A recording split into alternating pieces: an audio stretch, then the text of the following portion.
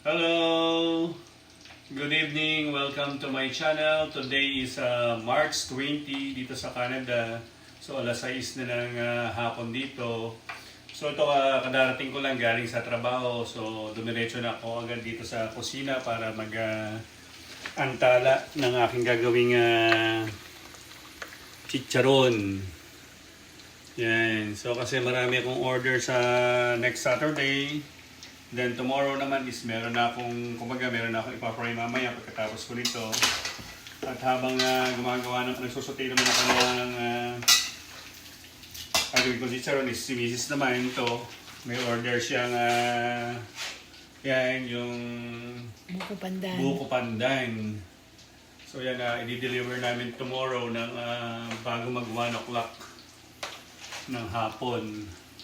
Sa pamangkin mo ba yun? Mag-birthday? Pamangkin ko sa pinsan. So yun.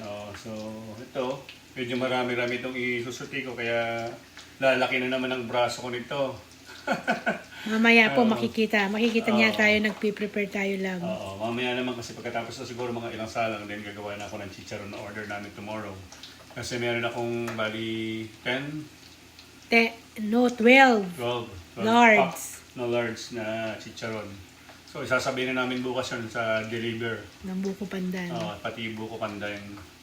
So yun, ganun talaga ang buhay dito sa Canada. Kailangan mong Kayod lang ng kayod. kumayod para may panggastos sa araw-araw. So yun, mamaya update ko na lang kayo mamaya kapag magpa-fry na ako ng chicharon. Habang nagpi-prepare din ako ng pagtitimpla ng buko pandan. Kaya habang nag-prepare ka naman ng buko pandan. So, ganun lang talaga ang buhay dito sa Canada. Kailangan nating mag-sideline hanggang may oras.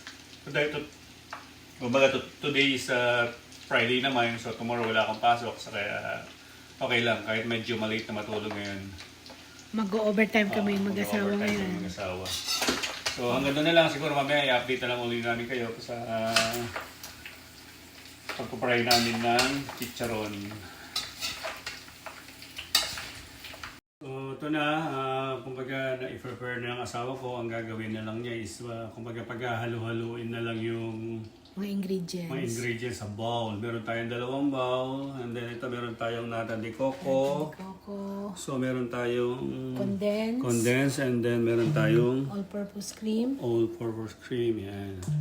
So, yan, i-mix lang together with the 2 bowl, and then palalamigin mo pa ba siya?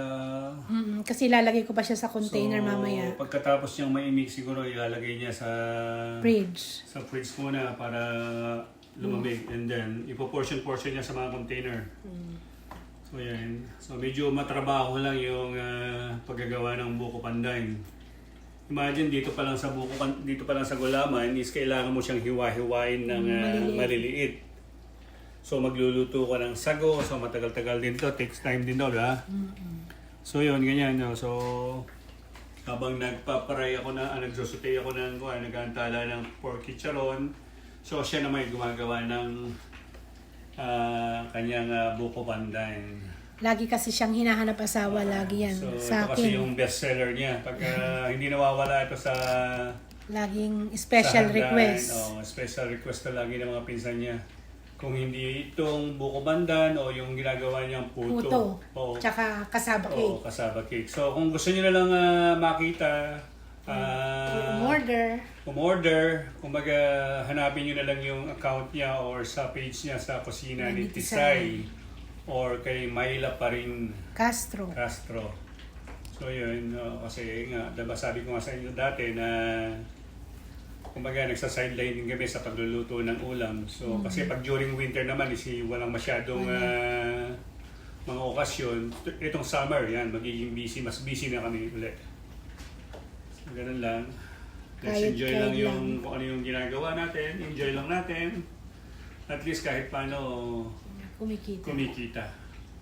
So yun. So gagawin na ni Mrs. yung Buko pandan niya. Pero palalamigin ko muna po sandali yung sago kasi medyo mainit-init pa. So mamaya ipapakita ko po sa inyo kung paano i-mix at saka ilalagay ko po siya sa mga container. So mamaya na lang po, kita-kits na lang po tayo mamaya. So hahaluin ko po muna ang tea cream. Pagsasama-samahin ko po silang lahat.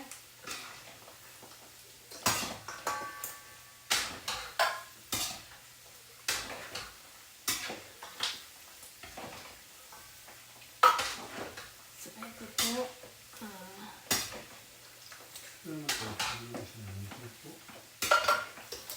Haluin ko muna ang tea cream hanggang sa maging consistent po yung ano niya. Ito po. Okay, wow. Look delicious. Cream pa lang, delicious na. Paano na kung naipag-mix lahat?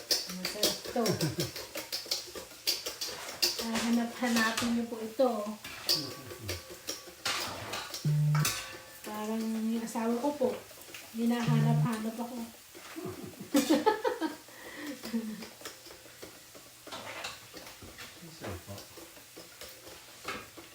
Yan. Kailangan kasi haluin mo muna yung condense saka po yung tea cream para maganda po yung ano ng pinaka cream po ng buko pandan.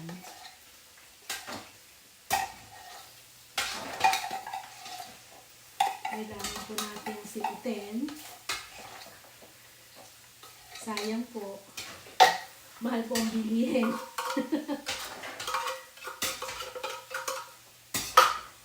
Walang masasayang.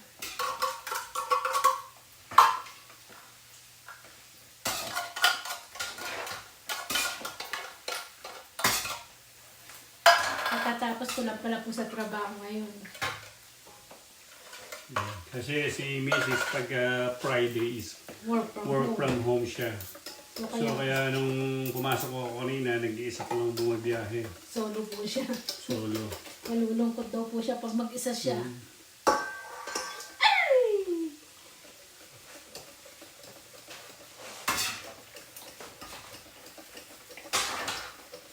Sarap nito asawa. Tatanungin na naman po yung mga pinsan ko, sino gumawa po niyan? Si Ate Myla.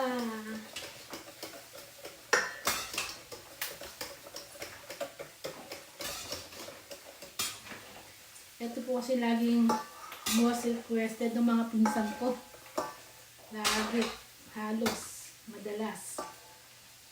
Ang kahapon.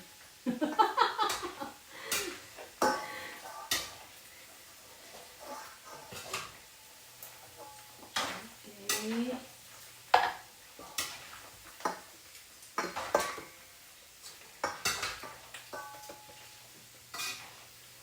Ayan po. Kailangan samutin. So malapit na kasi mag-summer, so spring na. Kaya pag summer, sigurado mas magiging busy na naman tayo, no? Marami na po mga birthday, mga Birthday kasi gathering, pag sa winter kasi hindi naman sila nakapag-party handa sa labas. sa labas. So pag summer dito is parang kumbaga parang nakawala sa coral ng mga tao. Talagang ini-enjoy nila yung summer kasi mabilis nga na sa amin dito. Kaya po kami mag-asawa pinaplano nga po namin na ang makapasyal man lang tayo. Kahit camping. Okay. So, pwede na po itong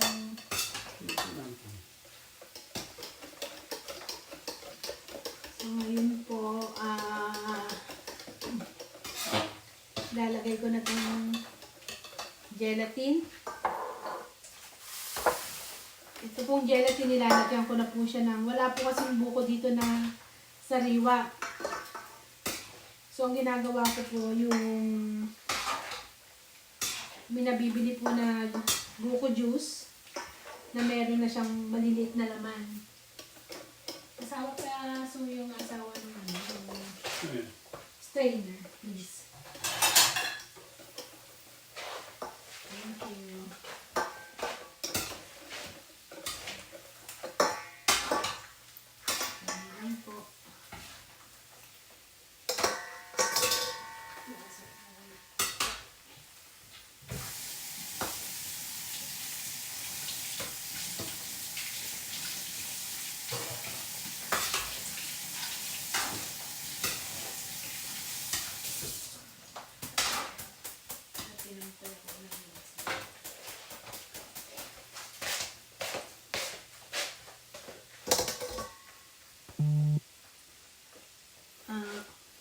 ito po ilalagay ko na po ang gelatin. Tapos po itong sago. Tapos po itong nata de coco. So mamaya po ipapakita ko po sa inyo yung paglalagay ko po sa container. See you later po. So eto na po, tapos na po yung buko pandan ko. So mamaya po ilalagay ko dito sa container. Papakita ko mamaya after po na matapos na lahat. So, yan po, nagpo-portion na, nagsasali na po si Mrs. sa container.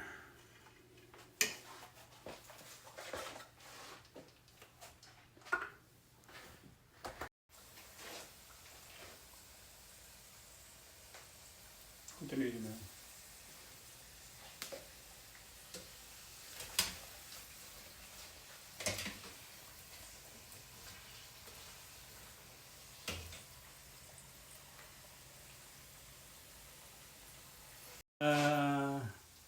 So tapos nang nailagay ni Mrs. sa mga container. So tatakpan na lang daw yan, then ilalagay sa rep. So ako naman is ito, nag-start na rin magluto ng chicharon. Yan.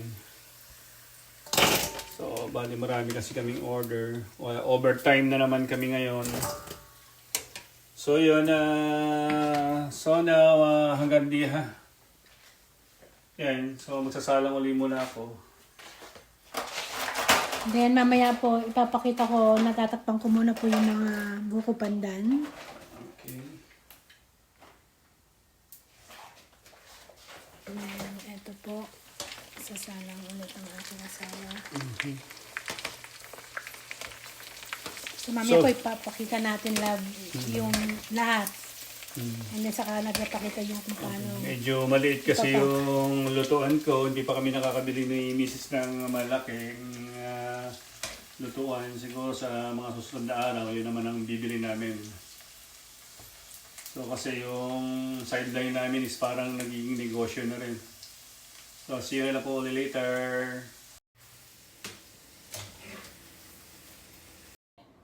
So, tapos ko na nga iluto yung lahat ng order tomorrow. So, ito na yun. So, after nito is ipapack na namin ni Mrs. yung mga chicharon para ready na tomorrow to deliver. So, overtime na kami kasi 11 PM na rito ng, ng gabi. So, hanggang dito na lang muli at sana nagustuhan nyo yung maikli kong video. Sana lagi nyo akong supportahan. Please like, share, subscribe, and follow na rin po. Bye-bye po. God bless po. And good night. And good night.